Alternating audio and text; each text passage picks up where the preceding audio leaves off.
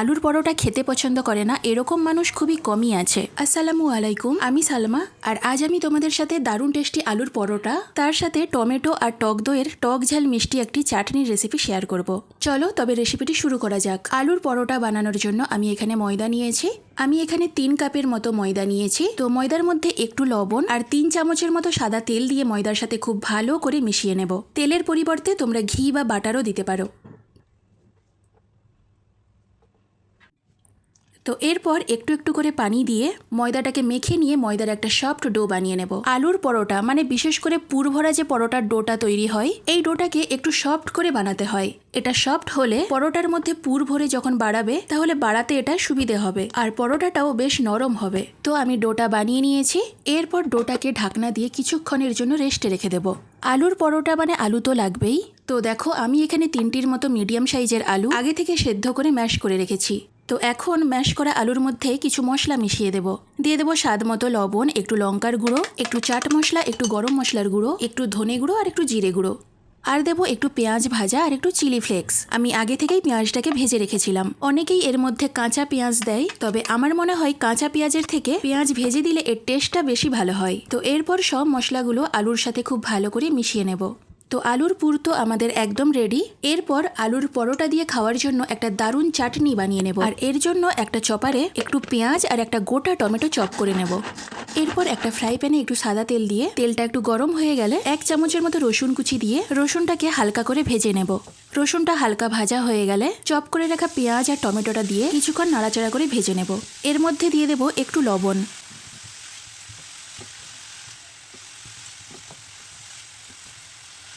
তো এটাকে ঢাকনা দিয়ে কিছুক্ষণ রান্না করার পর টমেটোটা একটু নরম হয়ে এলে এর মধ্যে দিয়ে দেবো একটু জিরে গুঁড়ো, একটু লঙ্কার গুঁড়ো আর একটু চাট মশলা। এরপর নেড়ে চেড়ে সব কিছু খুব ভালো করে মিশিয়ে নিয়ে কিছুক্ষণ ভেজে নিয়েই এটাকে তুলে নেব। আমি আগে থেকেই একটা বাটিতে 1/2 কাপের মতো টক দই ফেটিয়ে রেখেছিলাম। তো পেঁয়াজ আর টমেটোর যে মশলাটা বানালাম সেটা তুলে নিয়ে এর মধ্যে দিয়ে খুব ভালো করে মিশিয়ে নেব। আর হ্যাঁ, মশলাটা পুরোপুরি ঠান্ডা হয়ে গেলেই তবেই টক দইয়ের সাথে মেশাবে। তোমরা একটা কাজও করতে পারো, তোমরা পেঁয়াজ আর টমেটোর এই মশলাটা ভেজে তুলে নেওয়ার পর এটাকে মিক্সিতে একটু বেটে তারপর টক দইয়ের সাথে মিশিয়ে নিতে পারো। আর হ্যাঁ, আমি কিন্তু এর মধ্যে একটু চিনিও মিশিয়েছি, যেটার ক্লিপটা কি করে মিস হয়ে গেছে তাই তোমাদের সাথে শেয়ার করা হয়নি।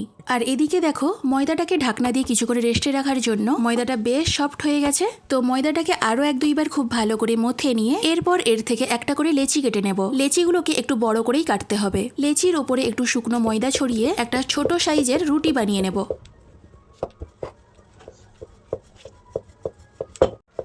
তো দেখতেই পাচ্ছ আমি রুটিটাকে একটু ছোট করে বেলে নিয়েছি। এরপর আলুর যে পুরটা বানিয়ে রেখেছিলাম সেই পুরটাকে একটু নিয়ে গোল করে রুটির মাঝ বরাবর বসিয়ে দেব।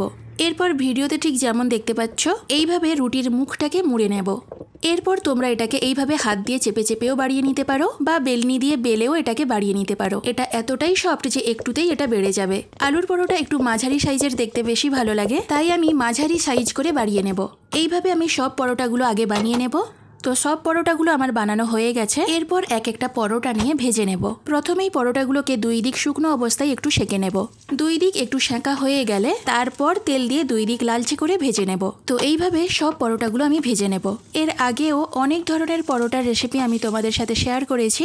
রেসিপিগুলো তোমরা অনেক পছন্দ করেছো, তার জন্য তোমাদেরকে অনেক ধন্যবাদ। আশা করি আজকের এই আলুর পরোটার রেসিপিও তোমাদের অনেক ভালো লাগবে। অনেক সময় হয় কি আমরা পরোটা বানাই কিন্তু পরোটা নরম থাকে না। আবার হয় কি আলুর পরোটাতে আলুর পুরটাকেই ঠিক করে বানাতে পারি না। তো আজকে আমি যেভাবে বানালাম এভাবে স্টেপ বাই স্টেপ যদি ফলো করে বানাতে পারো দেখবে একদম পারফেক্ট আলুর পরোটা বানাতে পারবে। আমি কিন্তু আলুর পরোটার এই রেসিপি নেট থেকেই শিখেছি। আর দইয়ের যে চাটনির রেসিপি ওটাও নেটেই দেখেছিলাম, তবে আজকের চাটনিটা আমি একটু নিজের মতো করে বানিয়েছি। সত্যি বলছি খেতে অসাধারণ হয়েছিল। তো দেখো আমার সব পরোটাগুলো ভাজা হয়ে গেছে। সব পরোটাগুলো ভেজে নেওয়ার পর পরোটাগুলোর মধ্যে একটু করে বাটার লাগিয়ে দেব। এতে করে আলুর পরোটার টেস্টটা আরো বেশি বেড়ে যাবে। তো একটা পরোটা আমি তোমাদেরকে ছিঁড়ে দেখাচ্ছি। গরম বলে আমি খুব ভালো করে ছিঁড়তে পারছি না। দেখো ভেতরে একদম পুরে ঠাসা। টমেটো আর টক দইয়ের এই চাটনিটা দিয়ে পরোটাটা খেতে কি যে ভালো লাগছিল সেটা বলেও বোঝাতে পারবো না। বাড়িতে অবশ্যই একবার ট্রাই করো। আজ এই পর্যন্ত, দেখা হবে পরবর্তী কোনো রেসিপি নিয়ে। সকলকে অনেক ধন্যবাদ।